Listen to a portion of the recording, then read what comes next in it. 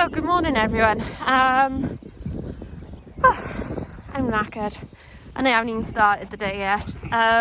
So today I've got 5 dogs to bath, and then we got a champ show tomorrow with 6 dogs. So I'm gonna get this video out now because they're done now, I should say. And then I got a busy day, and there's a chance I might not go to the show because my car's in the garage and it is meant to be done by today and finished by today, but if it's not, I can't go because I've got transport.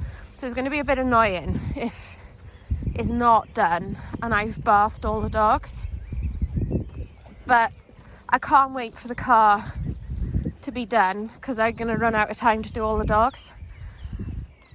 So anyway, I've kind of got all my stuff together that I got to just put in the car. Done that. And I just kind of gotta hope that it'll be done and act as though it's going to be done.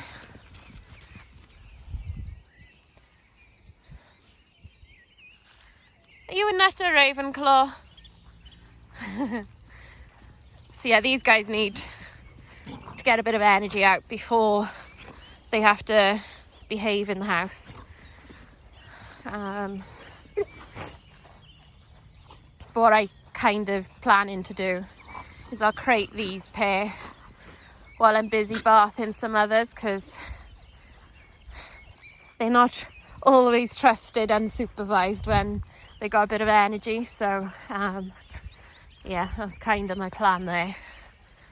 And I don't really know what to say. I got quite a lot of reaction from a video where I was explaining about filming and why you'd see some dogs more than others, which it was pretty much positive, which was really lovely. And I know I've got really lovely viewers, so I'm really happy with that. And it's all good.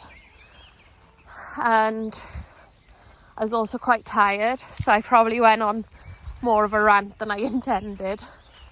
But I do think I do still stand by what I said. And then there's been quite a few posts on Facebook recently about different litters, about different breeders, and somebody's put a deposit down on a puppy and the breeder changed their mind but did give the deposit back, which it's really hard, and as a general rule I'm keeping a puppy spot open on all of my litters for myself, and that's hard because it's got to be the right combination of bloodlines for it to be worth me keeping a male or another male. So it makes sense for me to keep a male maybe from Pumpkin or Raven when they're old enough to breed, maybe from Jude and her next litter, rather than say Aria, because obviously I've got Pod. So if I kept a male from Pumpkin or Raven or Jude, then it could potentially go on be used with Aria. So it's all line breeding is a thing. Some people agree with it, some people disagree with it, and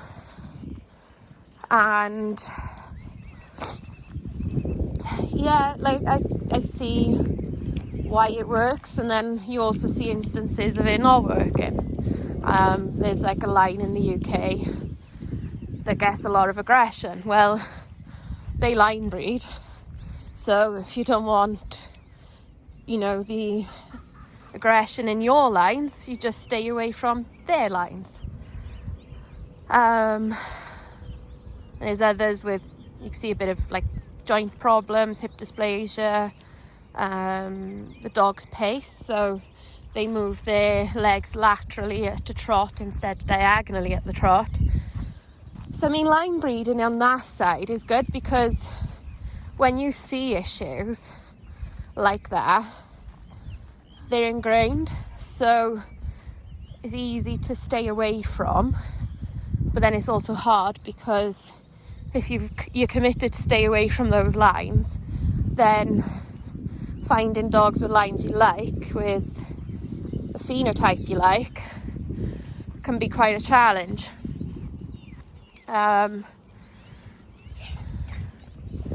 So yeah, and then if people aren't line breeding, literally breeding nice dogs to nice dogs, no real consideration to keep into a line, you get more random results.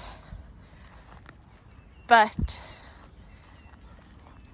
yeah, it's hard. You lose the consistency in both the good way and the bad way, but you might get some nice dogs out of it. So it's just like, it's a hard thing, breeding, and I don't think enough people put enough thought into it.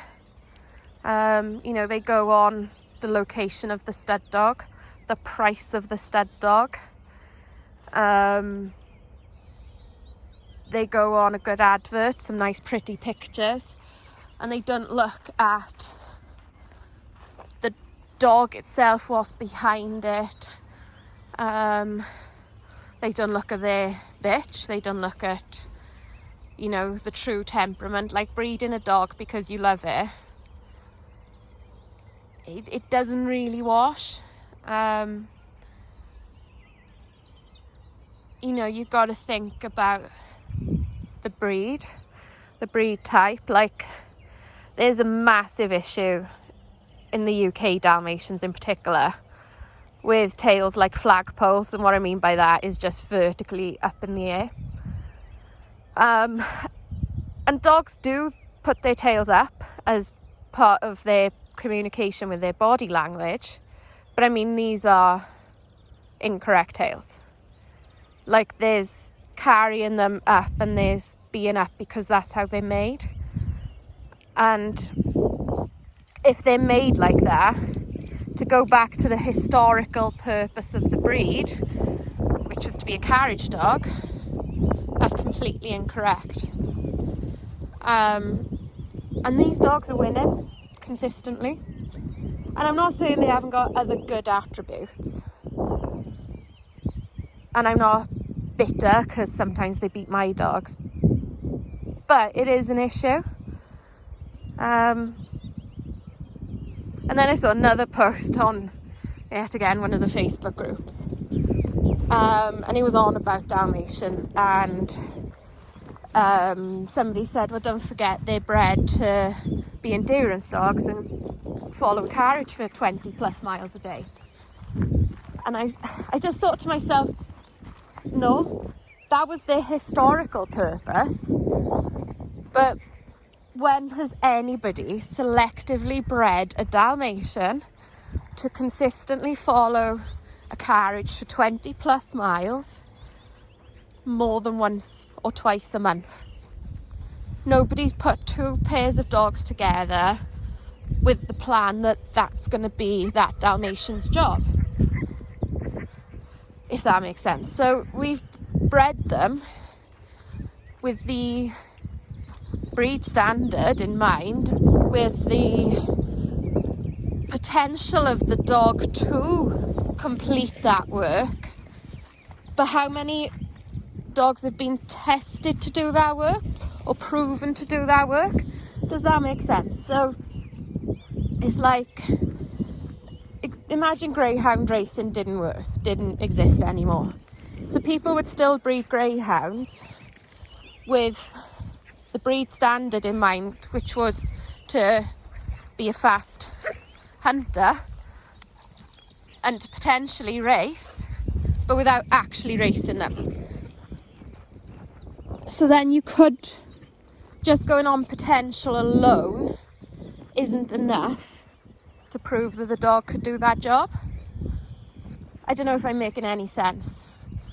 I don't know. Or breeding a Malinois, the army breeding a Malinois,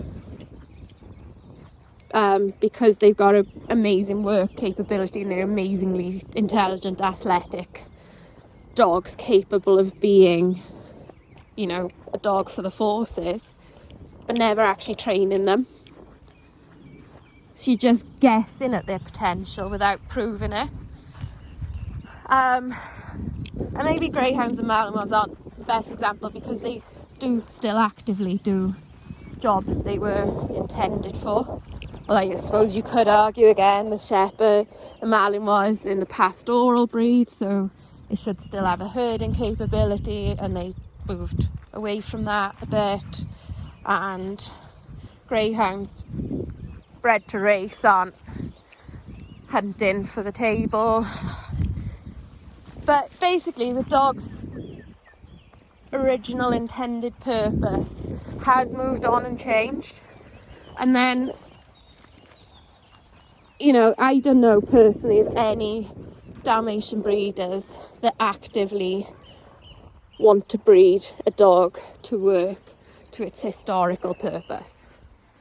So saying that isn't necessarily correct. And would we be doing the dogs a better service to breed them with lower energy? Pod, pay attention. Pod!